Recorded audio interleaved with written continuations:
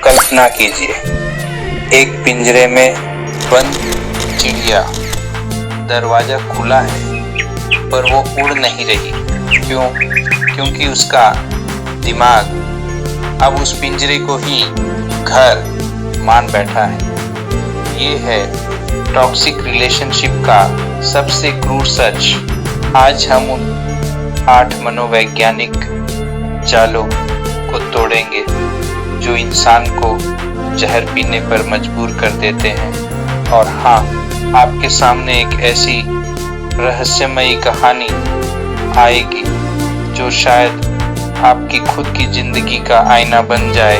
Section 1, दर्द की शुरुआत। एक कहानी जो दिल को झकझोर देगी। बमिलिए नीतू से।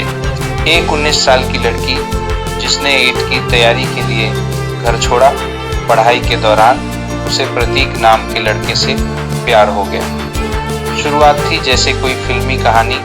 फिर वो दिन आया जब प्रतीक ने पहली बार उसे थप्पड़ मारा। कारण नीतू ने किसी क्लासमेट से बात कर ली थी।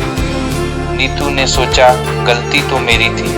उस रात वो रोई जरूर, पर प्रतीक के मैसेज पर सॉरी पढ़ते ही मुस्कुरा भी उठी। यहीं से शुरू हुआ वो साइकोलॉजिकल ट्रैप जिसने उसे 3 साल तक जकड़े रखा। सेक्शन 2, 8 मनोवैज्ञानिक जाल। वो वजहें जो आपको अंदर ही अंदर खा जाती हैं। जब डर और प्यार एक साथ टकराएं तो जन्म होता है एक व्यसन का। नीतू के केस में देखिए, दिन में प्रताड़ना, रात में गले लगाना, गाली देना, फिर गिफ्ट देना। ये इमोशनल रोलर कोस्टर दिमाग में डोपामाइन का विस्फोट करता है। शिकार को लगता है दर्द के बाद जो प्यार मिलता है वही सच्चा प्यार है। रियल लाइफ उदाहरण राजू, जिसके पिता उसे पीटते थे फिर उसके लिए नए जूते लाते थे। आज वह 35 का होकर भी पत्नी की मार सहता है क्योंकि उसके दिमाग ने प्यार और पीड़ा को जोड़ दिया है। जाल 2, स्टॉकहोम सिंड्रोम। अगर आपका पार्टनर आपको काटे और फिर खुद ही पट्टी बांधे तो आप उसी के आभारी हो जाएंगे। नीतू का केस, प्रतीक उसका फोन तोड़ देता, फिर नया फोन गिफ्ट करता, उसे अकेला छोड़ जाता, फिर कहता तुम्हारे बिना जी नहीं सकता। यही फंस जाती है आत्मा। अपना हत्यारा ही भगवान बन जाता है। साइंस फैक्ट, मनोवैज्ञानिक प्रयोगों में पाया गया 68% पीड़ित अपने अत्याचारी के लिए सहानुभूति महसूस करते हैं। सेक्शन 3, छिपे हुए जाल जिन्हें हम प्यार समझ बैठते हैं। सोचिए आपने एक घटिया स्टॉक में 5 साल लगा दिए। अब आप उसे इसलिए नहीं बेचेंगे क्योंकि कितना कुछ दांव पर लगा दिया। नीतू ने प्रतीक के लिए पीठ छोड़ा, पिता से नाता तोड़ा, 2 बार अबॉर्शन करवाया। अब वो सोचती अगर छोड़ दिया तो ये सब बेकार चला जाएगा। हम नुकसान उठाते चले जाते हैं बस अपनी लागत बचाने के लिए।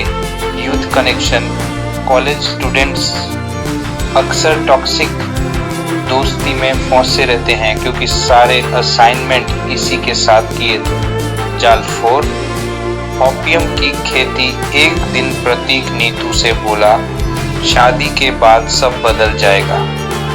ये वही मरीचिका है जो हर टॉक्सिक रिलेशन में दिखती है। बच्चा हो जाएगा तो सुधर जाएगा, नौकरी लगेगी तो प्यार करेगा। हम भविष्य के झूठे सपनों में जीते हैं, वर्तमान के दर्द को सहते हुए। Psychological down, cognitive dissonance. जब हमारे विश्वास और वास्तविकता में फर्क हो तो दिमाग झूठे बहाने गढ़ने लगता है। सेक्शन 4, वो रहस्य जो कोई नहीं बताता।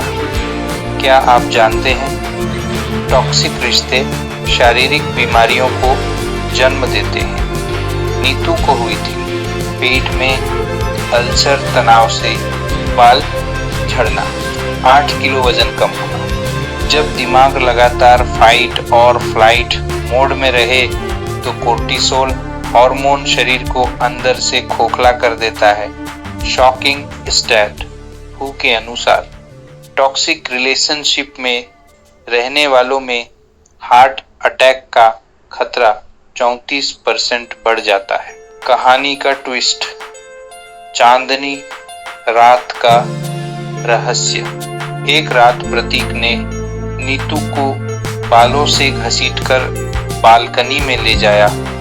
चांदनी में उसकी आंखें भेड़िए की तरह चमक रही थी। बोला, तुम्हें पता है तुम इसी लायक हो, मेरे अलावा कोई तुम्हें ऐसे नहीं चाहेगा। उस पल नीतू ने देखा नीचे सड़क पर एक कुत्ता अपने बच्चे को जूठी रोटी खिला रहा था।